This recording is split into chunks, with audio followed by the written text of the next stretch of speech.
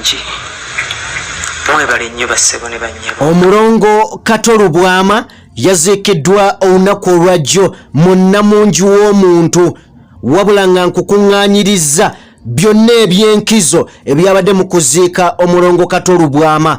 Oweekitiibwa Robert Kyagulanyi Ssentamu yakoze speech gye njagala owulire mukwano gwange mu ngeri emu. Omunene Bebe Cool naye ayina bye yayogedde bye njagala ogende maaso n'okubeera ng'owulira. Omukulu amanyiddwa nga Erias Lukwago yawanze obusagwa. Byonna mbikukuŋŋaanyiriza mbikuleetedde mawulire g'olunaku olwaleero. Omukulu amanyiddwa nga Ssegona ono MP yavuddeyo olunaku olwajjo n'atugamba nti waliwo addako okuba ng'afa wabula ye tebajja kumuziika. Bingi bye nkukuŋŋaanyiriza mu lunaku olwaleero ate nga mu ngeri y'emu waliwo omuvubuka asindise munne mu muwala n'afiirawo. Byonna mbikuleetedde. Ky'olina okukola genda mu maaso n'okuba ng'omalayo akatambi kaffe kano mukwano gwange. Amawulire g'olunaku olwaleero ngenda gatandika bwe nti olunaku olwaleero ziri ennaku z'omwezi 14 olunaku lwakuna omwezi tuli mu gwa mukaaga omwaka 2023 mukwano gwange. Weesootinge ku ebyo bye weesuubiza okuba ng'okolako guno omwaka. Tuguli wakati tolowooza nti no gukyalinayo ebbanga. Kale nno yanguyiriza mu ebyo bye weetaaga okuba nga omaliriza mu guno gwe nnyini. Ampuliriza, njagala tutandikire wano. Njagala tutandike neggulire lino. Si ddungi teriwoomya nakabululu. Abamanyi mu Kampala omwala gwa wali ku Nakivubo, omwala ogwo waliwo abavubuka mu nkuba eyafudde mbi olunaku olw'eggulo abagenze mu maaso n'okuba nga beesindikagana era omu okumaliriza ng'asudde munne mu mazzi olwaguddeyo omwala ne gumutwala. Mawulire si malungi n'akatono, mawulire si malungi n'akabi. Kankuwe ku mbeera eno eyabaddewo bagenze omunnyirula mu mazzi nga zembuyaga ezikaza engoye.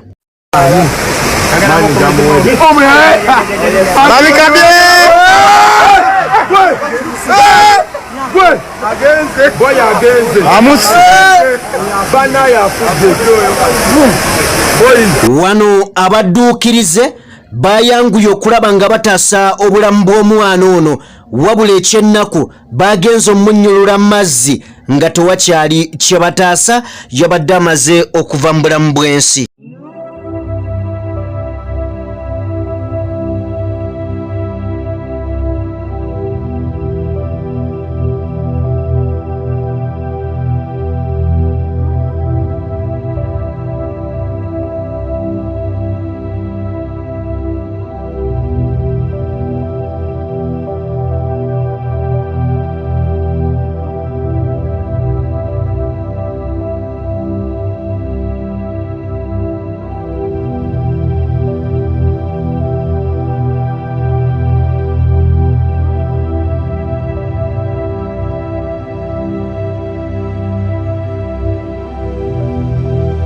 Mukulikeeyo mwenna abawerekedde omulongo Katolubwama. Katolubwama yaziikiddwa olunaku olwajjo mu Miranga mu kwaziirana n'ebiwoobe newankubadde yali yabigaana wabula abantu baalaze Katolubwama omukwano.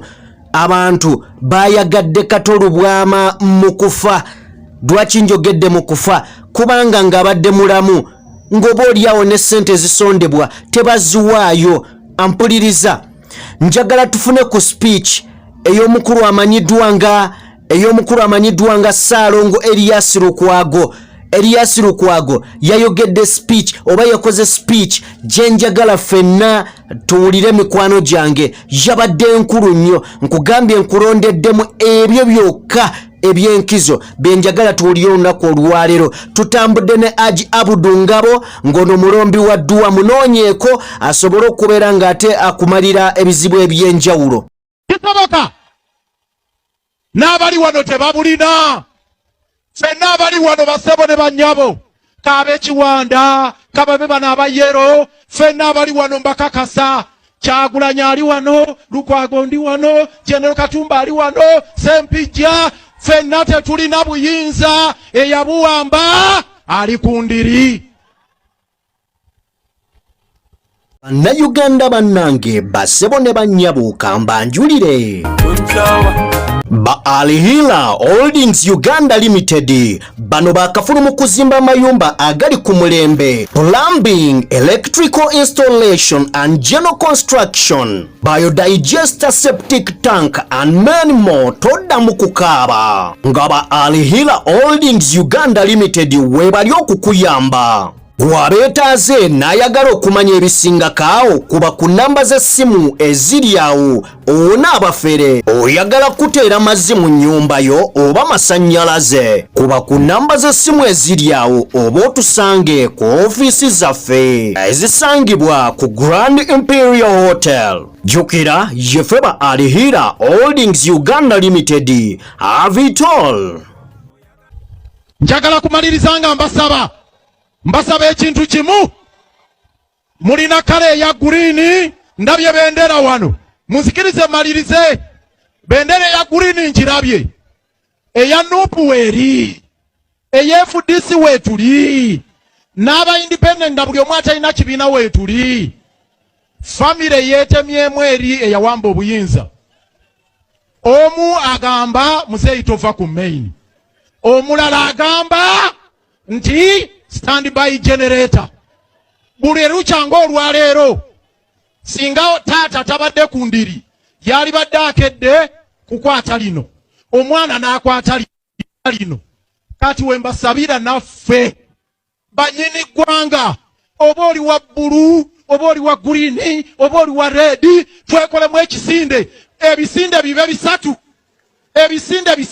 Muzeeyi tova ku main, standby generator oba MK project, n'ekisinde eky'Abannayuganda ffenna tufate nnyayo tweddize eggwanga lyaffe.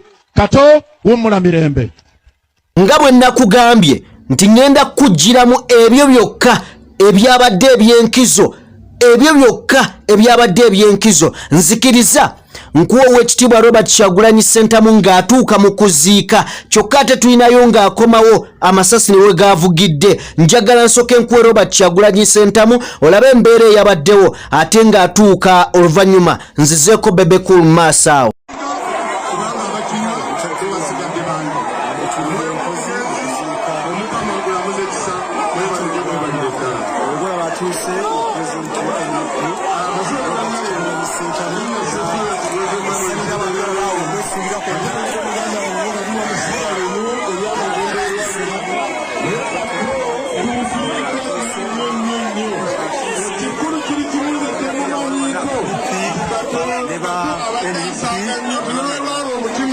Abantu balowooza nti yali akyasaaga busaazi. Bannange tugume ddala naye twongere mu maaso omulimu omukulu gwakomyeko. Ayi Ssaabasajja kwetusingidde ddala. Katulindeko katono tumale okukakkanya embeera. Era ntendewo nakyogera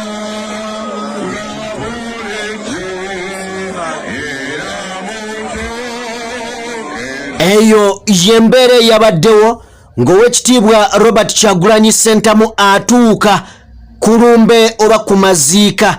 Kakati njagala tufune ku bigambo bya munene Bebe Cool ne tuwulire ku nsonga ye, oluvannyuma ndete Robert Kyagulanyi Ssentamu ne speech ye eyalese abantu nga banyeenya mitwe era nga bawanise emikono mu bbanga. Njagala njikuwe tutambula ne Aji Abudu Ngabo nga n'omulombi wa Dduwa. Munoonyeeko mukwano gwange bingi ojja kubeera ng'ate obitegeera. Katufune Bebe Cool.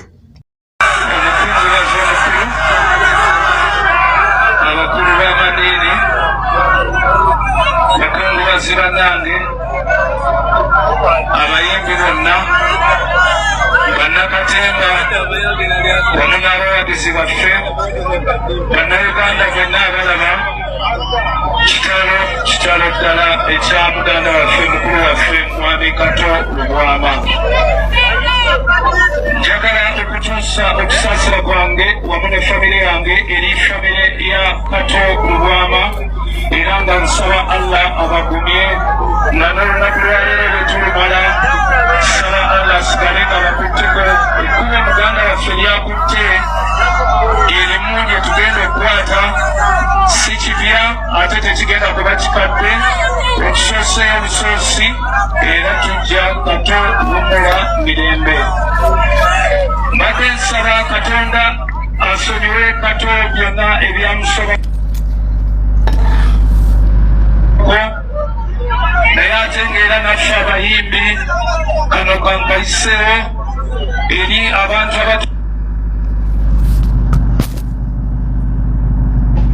mu Uganda. Ebadde emphasis ya Kato okufuba ennyo okulaga Uganda nti abayimbi tebali disorganized, abayimbi bantu balamu, bannakatemba bantu balungi, era kyekifaananyi Kato kyeyasemba okutubwa bantu balungi, era kyekifaananyi Kato kyeyasemba okutubwa ng'azze ku federation empya. So n'olwekyo olunaku lwa leero akaama ako tusaba mwenna abayigiriza abalaba mu Uganda tusigale nga byonna ebyatusokako ng'abayimbi bitusonyibwa naye tuweebwe omukisa okuba awamu. N'olwekyo muganda yange Kato, Mukama akuwummuze mirembe. Abantu si katono bagaane bebekulu okwogera. Yabadde ayogera ngo bamugamba vaayo siga kyabadde kivulu ndowooza bwandibadde bucupa. Anyway, njagala tuveeyo eyo mu ngeri y'emu. Ow'ekitiibwa Honorable Ssegona yabadde ayogera n'agamba nti waliwo n'omulala addako okubanga afa, lwakuba ye tetugenda kumuziika. Simanya ni gwe yabadde agamba onze naawe, wabula kankuwe Honorable Ssegona nga ayogera ku nsonga eno. Obaani gosobola okuŋŋendera mu comment section nonteerayo n'ogamba olowooza yabadde agambaani. Yagambye waliwo addako naye ye tetujja muziika. Ssaabasajja bwe yampebwa minisita obw'amawulire, waliwo abavubuka oba abaana Katolo bwama, waliwo omuvubuka gwe bayita Mukiibi oba wali wano, n'abavubuka abagwa mu kkowe eryo Kabaka n'abatukwasa. Katonga bwe mumanyi abadde namwatulira, mpuliridde wano nti n'ez'ababbi abadde azibasaba n'azibajjamu, naye ababbi mbadde sibamanyi mbategeeredde wano. Twebaza Katonda olw'obulamu bwa Pawulo Katolo bwama, naye kammalirize n'ebigambo bibiri Ssebo President, kubanga nze sidda mu protocol. Bwe mbadde nzija nina omukyala nsabye muleeteko ne mugamba sijja kusobola kumuleetako. Sanyusa okulaba Katikkiro naye abansinga banaamwanjula. Omukyala bwe mugaye sijja kusobola muleetako, mbadde nzijudde nankolimira naga kale mugende muziika omufu wammwe kasita n'owaffe anaatera okufa sijja kubayita, era ne mmusuubiza nti tetujja kujja. Ekituleese okuziika Katolo bwama si bivulu, naye kubanga abadde waffe nga tumutegeera.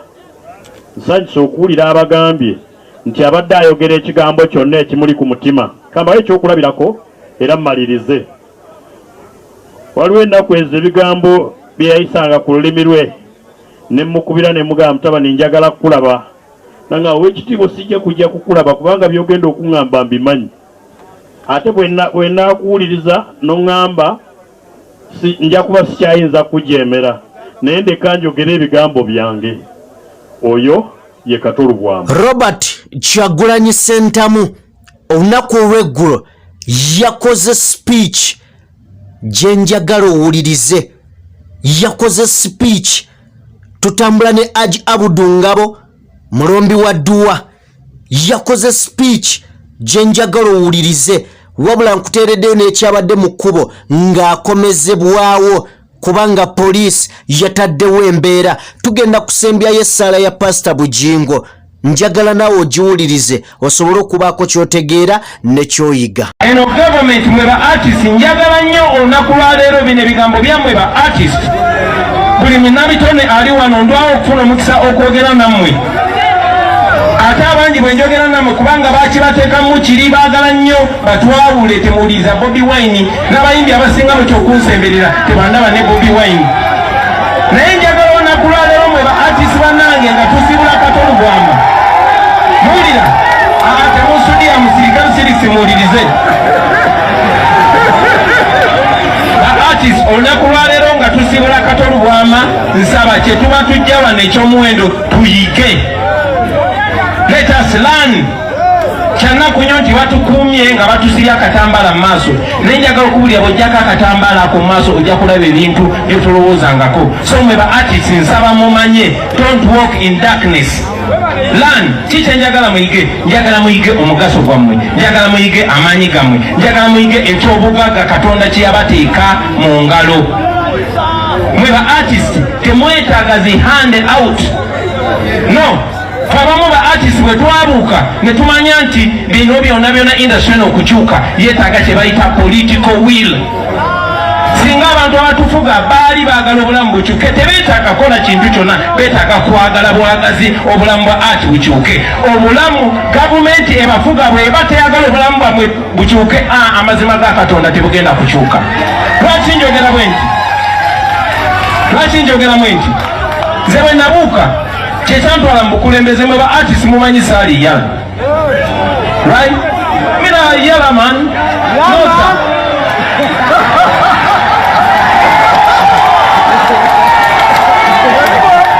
Naye twayagala kyetulabye tukiraga abalala n'abalala bakiraga abalala. Ensonga lwaki twagenda mu bukulembeze kubanga tewali kyosobola kukyusa okujjako ng'obukulembeze busazeewo. Tokkirizanga omuntu yenna okugamba mbu toyogera ku politics. Politics kyeki? Politics embeera y'obulamu. Politics yasalawo n'emyaka emeka gy'ogenda okuwangaala. So olunaku lwaleero ndi artist, mwena mukimanyi, ate ndi artist mulungi naye sisobola ku practicinga profession yange kubanga abatufuga nga tebalina tteeka lye basonzeeko bagamba oyo abuusa nnyo banne temuddamu mukkiriza kuyimba mwena ne musirika.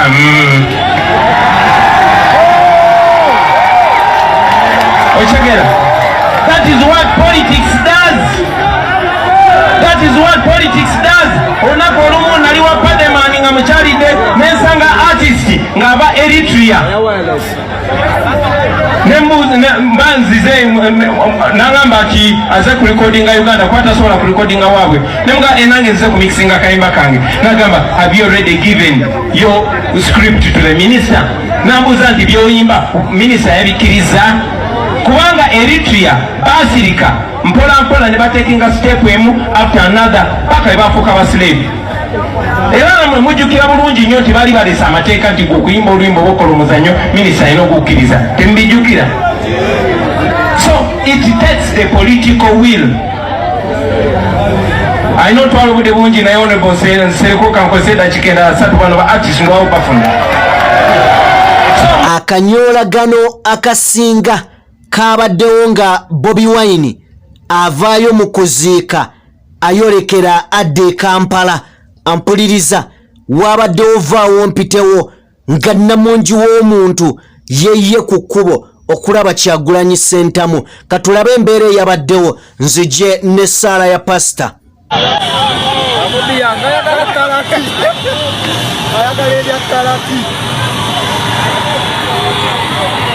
Laba ekiri maaso laba omukazi ayayayayaya ng'omulage his excellence Oba Kyagulanyi Ssentamu in the city. That is his excellence Oba Kyagulanyi Ssentamu in the city. Laba omukazi ambadde egundi ya Ssaabasajja Kabaka ono ye his excellence Oba Kyagulanyi Ssentamu in the city. Mama nyabo bamusaze laba amanda omukwano tosiyabanga bukyangambaawo oli ku Red Zone TV oli ku timu Kyagulanyi TV Dr. Ensa Masajja okuyanga owereza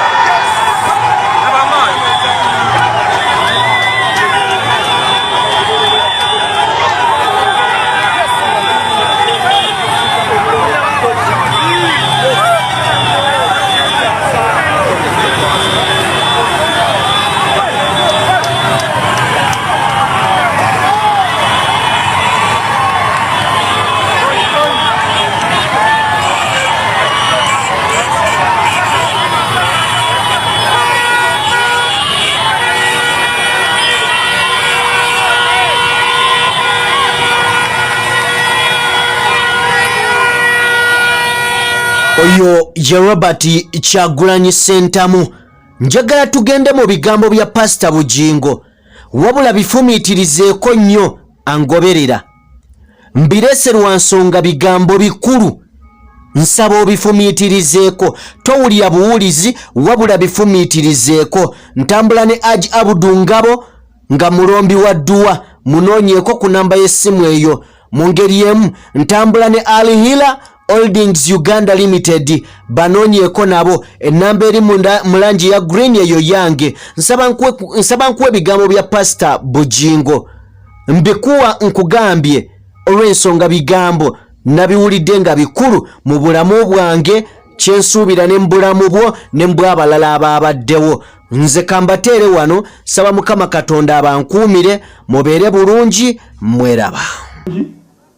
Sikulira ng'oleekaana ndi saakola ki, saasoma. Mubeerenga nga temulina ekigambo muganda ffe kyaleseewo, temubeeranga na kasajja ku ki, olwaleero akasajja akakole ki, olwaleero akasajja akaveewo kagende, oba oli wano oba oli eyo ku TV, akasajja kajje ku mutima, omutima ogujjuse Katonda. Akasajja kajje ku mutima. Singamba ne n'obuyinza obusingako awo nandiragidde abatudde wano nti oli gwe wanyiigira situka ogenda omugambe nti nkusonyene, olaba akayisanya akali wano. Naye munange ngabe n'agambe nti betusonyiwa oluusi baba tebaagala kwenenya. Olina gw'ogenda okusonyiwa n'aga nti ani aga nti osonyiwe. Yo nsonyiwako ki, oli mulalu. Kugambyeko nti nsonyiwa. N'olwekyo okusonyiwa engeri gye kuli nti kuyamba gwe sonyiira w'oli, ne mu mutima gwo naawe yafule nti gundi musonyiye, era ekyange naye kigweredde wano nteereza obulamu bwange. N'ebigambo ebyo nsaba Katonda abampeera omukisa. Yimusa emikono gyo waggulu, ofumiitirize ku kiyinza okuba nga kisibya obulamu bwo, naddala obutasonyiwa obwo busibira ddala obulamu. Sonyiwa buli abadde akuli ku mutima. Sonyiwa gw'obadde otayagala kuwuliza. Sonyiwa ate mu kusonyiwa okwo naawe nga weenenya, kubanga bwe tusonyiwa tunogayo ebisonyiwo. Bwe tusonyiwa naffe tunogayo ebisonyiwo, kubanga essala ya Mukama ffe etugambye nti omuntu yenna ayagala Katonda omusonyiwa asonyiwa abamukola obubi. Otusonyiwa ebibi byaffe nga naffe bwe tusonyiwa abatukola obubi. Sonyiwanga bwe weenenya, sonyiwanga bwe weenenya, sonyiwanga bwe weenenya, sonyiwanga bwe weenenya, sonyiwanga bwe weenenya, sonyiwanga bwe weenenya, sonyiwanga okijjira ddala ku ntobo y'omutima. Katonda ffe omulungi, eggwanga lyaffe litukuze, tubeere n'emitima emirongoofu, etterekero omubadde mujjudde ebintu ebibi nga bw'otugambye mu Lukka essula 6:45, ebibi byonna tubifulumya, etterekero lyaffe lijjulemu ebirungi byokka, etterekero lyaffe lijjulemu ebirungi byokka. Ebibi byonna Mukama bikumeko omuliro. Bayibuli etugamba nti Katonda ffe muliro ogwokya. Bebulaniya 12:29, Hebrews 12:29. The Bible says that our God is a consuming fire. Bifule ku muliro byonna ebibadde bikulemeddeko. Wanyiigira maama wo, wanyiigira taata wo, wanyiigira kolegi wo, wanyiigira taata w'abaana bo, wanyiigira maama w'abaana bo, wanyiigira omuntu yenna. Bifule ku muliro byonna ebadde bikutudde ku mutima. Omusajja ono Kato agenda kusanyuka nnyo nga tuvudde wano nga tusonyiye, nga twenenyeza, nga tuvudde wano nga tuli batukuvu. Katonda ffe omulungi, akaseera kano olujja luno lukakuwadde, ab'ekika kya Katolobwama akaseera bakakuwadde, abafulatanite yonna eya performing arts bakakuwadde, nange ompadde omukisa okuyimirira mu maaso gaabwe. Nkwegayiridde ka mu maseekati gaffe nga bwe wasuubiza nti abantu bange batumiddwa erinnya lyange bwe baneewombeeka ne beetoowaza ne beenenya ne baleka n'amakubo gaabwe amabi, nange nakkanga mu maseekati gaabwe era n'abawonyanga. Nkwegayiridde ka mu maseekati gaffe owonya abalwadde b'emitima nga Kato bw'abadde waladde omutima, owonya abalwadde b'ensigo, owonya abalwadde b'enseke, abalina ebizimba ku nabaana bibule bubuzi, abali wano n'abali ku mikutu. Tugende okuva mu saaviisi eno gye tukoze omubiri gwa Kato gye gusembyeyo okubanga tuli nagwo kungulu. Abantu batwoleremu obujulizi, abantu batwoleremu obujulizi. Abalina akawuka akaleeta sirimu musaayi, Katonda akawonyeze mu saaviisi eno. Katonda akwongera emyaka ng'alina n'ekigendererwa nti onooyambanga ku bantu nga Kato bw'abadde ayamba ku bantu. Katonda akusumule akuwere ddala ekisa. Nsabira abalwadde emitwe nga tegikyawulira ddagala, ne boomira mutwe, ne boomira ddagala ky'omutwe gusigala gukuluma. Abalina ebizibu n'ebiwanga, abalina ebizibu n'omusaayi gwabwe, abalina ebizibu n'amagumba, abaasanyalala, nsaba Katonda okoleyo ekyamagiro ekiraga nti Kato abadde mukwano gwo. Muntu abadde asanyalala kikome wano olwaleero, abadde alumizibwa omugongo kikome wano olwaleero, abadde alumizibwa mu lubuto nga buli kaseera olubuto olumunyoola, alusaazi zikome wano, sukaali akome wano, puresha akome wano, buli kirwadde kyonna ekibadde kyagala okututta kikome wano. Mukama, tuvuge emyaka tugituuse ku myaka gye tusomyeko mu Bayibuli.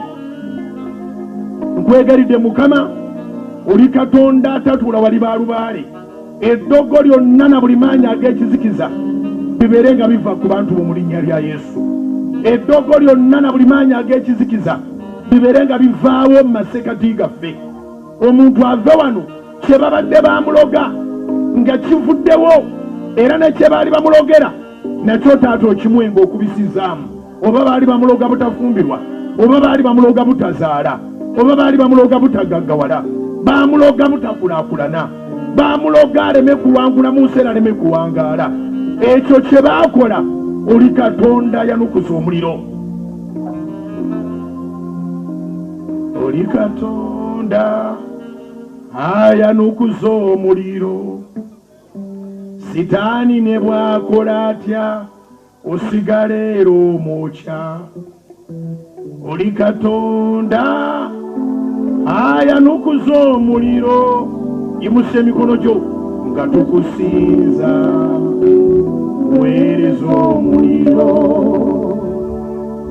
Oli Katonda ayanukuza omuliro.